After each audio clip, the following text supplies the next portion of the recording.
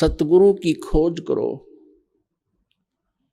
और सतगुरु कौन होगा, सतगुरु की पहचान क्या होगी, ये हमारे सभी सदग्रंथ भी बताते हैं।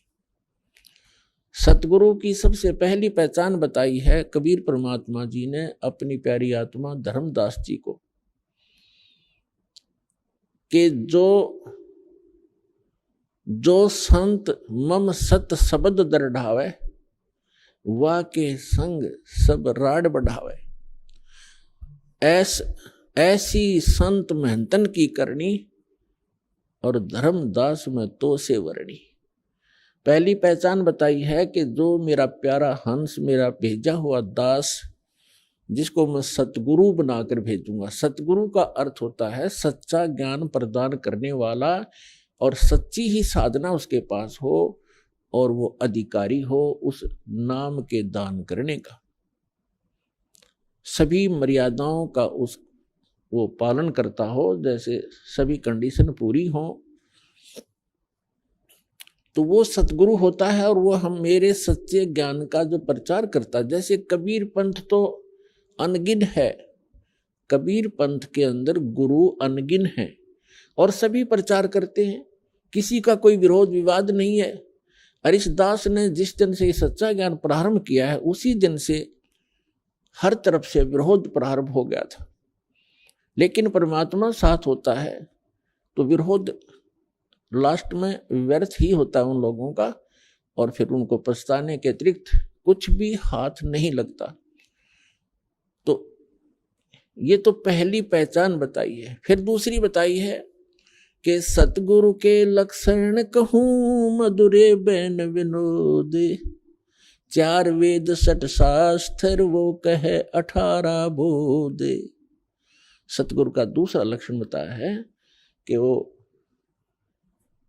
एक विशेष ज्ञान प्रदान करता है और सर्व सदग्रंथों को आधार मानकर अपना ज्ञान प्रचार करता है। सभी सदग्रंथों का, सभी धर्मों के मूल ज्ञान का वो ज्ञाता होता है।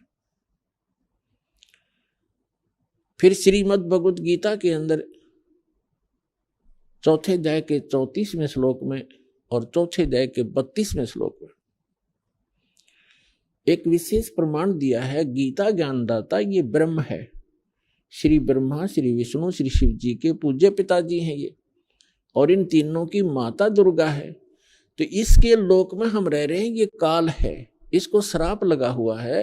1 लाख मानव शरीरधारी प्राणियों के सूक्ष्म शरीर को, इसके 21वें ब्रह्मांड में एक तपतशिला है जो एक बहुत गुप्त स्थान है। इसके अतिरिक्त यहाँ का प्राणी वहां कोई नहीं पहुंच सकता। ऐसे गुप्त स्थान पर इसने ये अपना जो है एक भोजनालय बना रखे है। तो 1 लाख मानव शरीरधारी प्राणियों के सूक्ष्म शरीरों को वहां तपतशिला, एक बहुत बड़ी तई है पत्थर की, अपने आप ऑटोमेटिक गर्म रहती है,